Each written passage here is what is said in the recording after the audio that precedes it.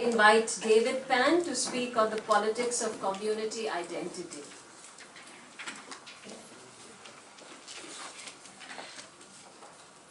Thank you very much.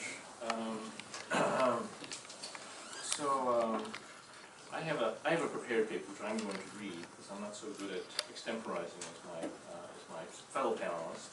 But my paper does speak to exactly the same issues that they are speaking to, I guess in some sense my focus is on liberalism in the paper, but in some sense it's very similar to the concept of secularism that's just been expounded so well. So, as a form of government defined by majority rule, democracy has an inherent minority problem that is part of its very structure. Every time a majority establishes itself in a democratic decision, there is a minority that is being excluded from that decision. If this minority is to remain an engaged participant in the democratic process, then its minority status has to be perceived as both temporary and non-essential to the definition of political identity. The overcoming of sectarianism in a democracy thus requires a definition of political order that is able to encompass the entire populace within a shared conception of identity. Theories of liberalism by Locke and Rousseau have attempted to establish such an identity by presuming a fundamental human unity in the definition of freedom and sovereignty. This unity is based on the principle of self-preservation as the defining principle of every political order. The turn to self-preservation as the defining principle of order is dictated by liberal theory's attempt to establish a set of universal rules that are detached from any particular tradition. We see the rejection of tradition as a basis of order in the opening lines of John Locke's second treatise of government, which begins with a summation of the meaning of his first treatise that emphasizes that it is, quote, impossible that the rulers now on earth should make any benefit or derive any the least shadow of authority from that which is held to be the fountain of all power, namely Adam's private dominion and paternal jurisdiction, end quote. For Locke, the ultimate basis of sovereignty would derive from God if one could reliably determine who represents God's will on earth. But because he concludes that there is no way to trace power to Adam and through him to God, Locke contends that the source of sovereignty cannot be derived through a metaphysical tradition, but the natural state of equality. Rather than seeing order as the result of, quote, an evident and clear appointment by God, end quote, Locke finds order already in a state of nature that is a, quote, state also of equality, wherein all the power and jurisdiction is reciprocal, no one having more than another, end quote. Order here is not an achievement nor an establishment, but is a natural state, which crucially does not require a metaphysical basis, not in God, nor through any other positive representational basis of order. This spontaneous and therefore universal character of liberal order is that which Edmund Burke would later dispute when insisting that there are no rights of man, but only the rights of Englishmen. The difference lies in the grounding of rights in a specific tradition, a patrimony derived from their forefathers, and Burke's challenge to Locke's conception consists in the claim that order is not a given, but always the result of a development. Because Locke imagines order to be spontaneous in the state of nature rather than the result of development, there does not seem to be a need to expend any effort to bring it about. It is rather the natural state leading to the liberal assumption that such freedom is not an achievement but a natural right. Moreover, he contends that the rationality of liberalism is based in the universal applicability of the principle of self-preservation. As the law of nature and of reason, the basis of liberal freedoms in self-preservation seems to deny all other positive conceptions of virtue, relegating them to particular ideologies.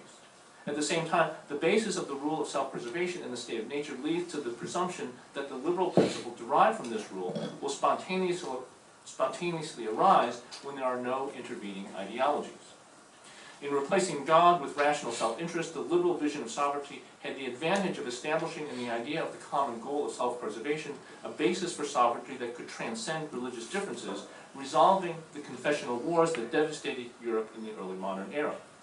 However, the focus on self-preservation has obscured the way in which sovereignty is ultimately a political phenomenon, whose power is based on the establishment of a common vision in a people that could align their efforts and aspirations around a unified purpose.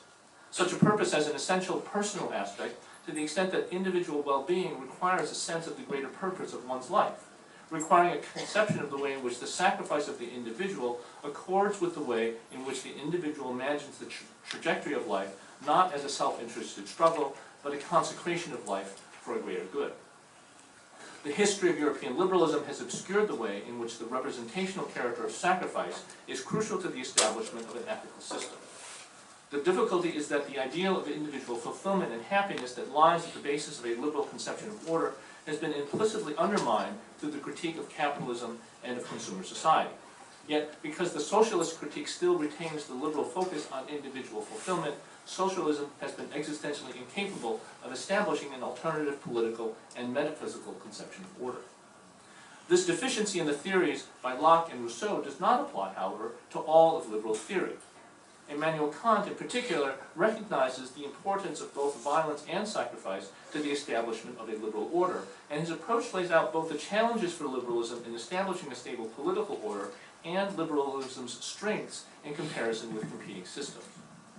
Kant diverges from Locke and Rousseau by arguing that the creation of a unified collective will requires a supplement that cannot come from the individual private wills. Quote, since a uniting cause must survene upon the variety of particular volitions in order to produce a common will from them, establishing this whole is something no one individual in the group can perform. Hence, in the practical execution of this idea, we can count on nothing but force, Gewalt in the German, right, violence, to establish the juridical condition on the compulsion of which public law will later be established, end quote, from Toward Perpetual Peace.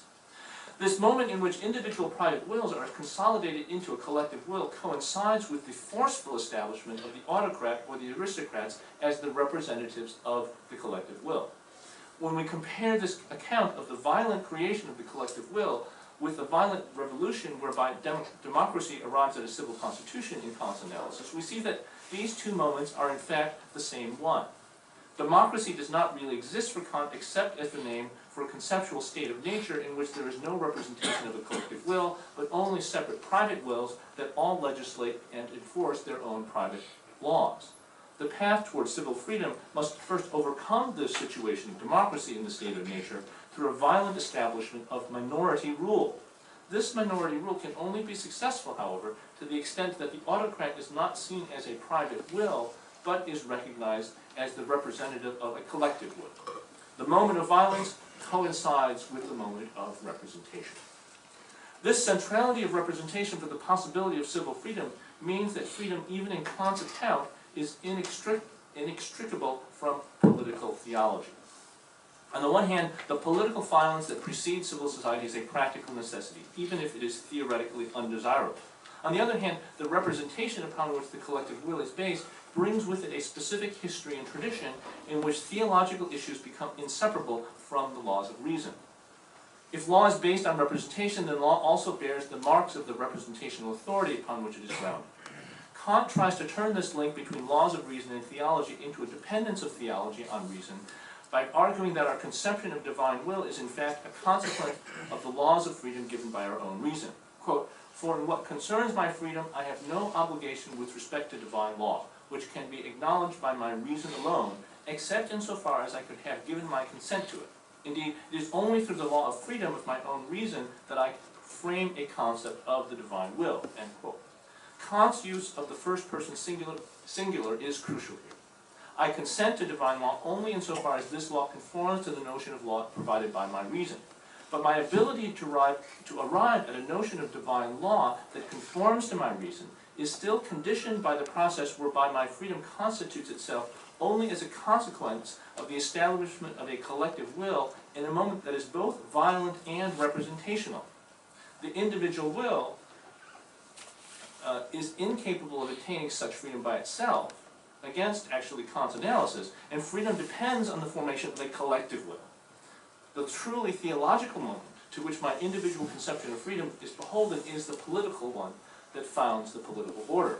So I'm really kind of reading Kant against himself here, right? He's giving us a conception of how political order is established through this violent act, which then sets up the framework within which that individual conception of freedom can only be understood. And so this individual conception of freedom cannot really be based on a universal reason. It's actually based on that forceful establishment of a collective will.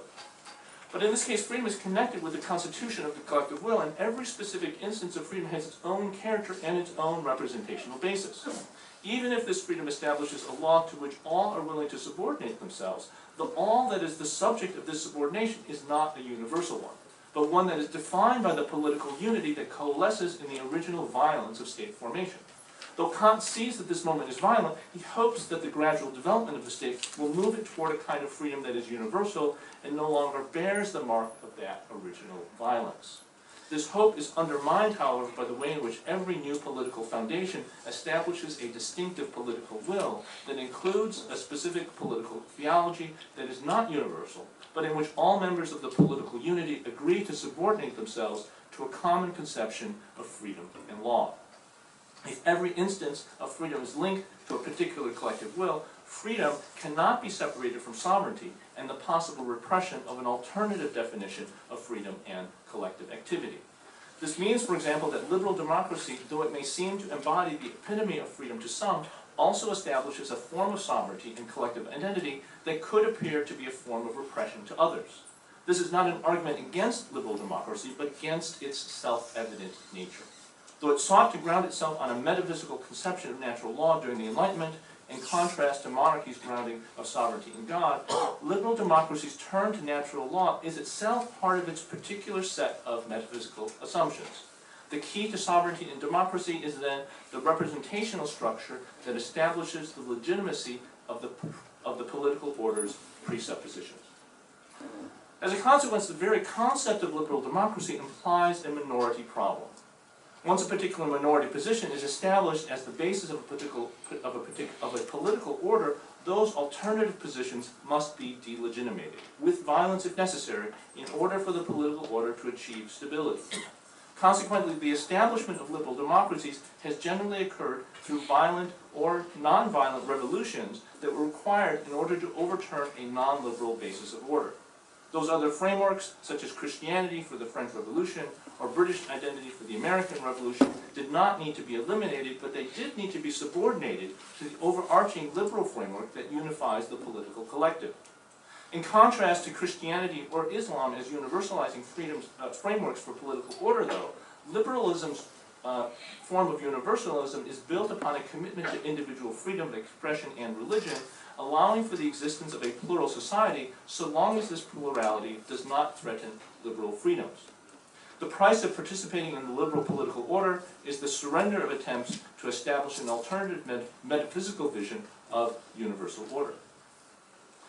The danger for a liberal democracy is that those subordinated frameworks may attempt to assert themselves as central to political identity. The current situation in the US provides an example of this dynamic, as Trump's recent victory in the presidential election was built in part on his appeal to ethnic white identity as the basis for political identity in the US. In a way, though, Trump's success was prepared by the way in which politics in the US had already fallen prey to identity movements that had placed working class, African American, women's, or Hispanic identity at the center of political debate. Such identity politics threatened the overarching liberal narrative of US politics, whereby the American people are constituted not by class, ethnic, or gender identity, but through a common commitment to the liberal values of the Declaration of Independence and the Constitution. The US is unique in the extent to which political identity has primarily been established based on such strong commitments to liberal principles. Consequently, a Trump presidency would still likely alienate most of the electorate if it chose to pursue a politics of ethnic identity. The case of most other countries is different, however. In Europe, for instance, where national traditions are more central to political identity, the various nationalist parties threatened to return Europe to an era when national identity drove conflicts between its nation-states. The way to avoid such conflicts would not be to simply deny the legitimacy of nationalism, but to treat those nationalist impulses as an affective basis for a renewed political morality built around the decision-making potential of the nation-state. Such a project in Europe would recognize the nation-state as the key unit for making responsible political decisions, yet also emphasize liberal rights as the framework for such decision-making. Because of the vitality of national traditions, the centralization of the European Union has been difficult and will likely lead to some sort of loose confederation rather than a US-style federal structure. Similarly, in India, the strength of regional, ethnic, and religious identities over a general commitment to liberalism as an ideology suggests that more sovereignty will need to be reserved to local identities than the central government, while an overarching liberalism is also all the more necessary for brokering relationships between these different identities in the same way as in Europe. The key to understanding all these examples is that liberalism is not the kind of universalism that it often claims to be. Rather, it is a form of universalism that regulates relationships between different communities in the same way that the Roman Empire, the Chinese Empire, Christianity, and Islam played this role in different eras and different regions. In this way, liberalism is itself just as universal as those other imperial ideologies, but no more. Rather than being grounded in reason itself, liberalism has its own history and tradition as a particular form of universalism. As such, much of its value lies in its ability to mediate between different local cultures. As Paul Kahn has argued, we must put liberalism in its place. That is, recognize its dependence upon local cultures as the primary source of political will and cultural identity, but also its ability to provide an overarching framework within which local culture can be protected. Thank you very much.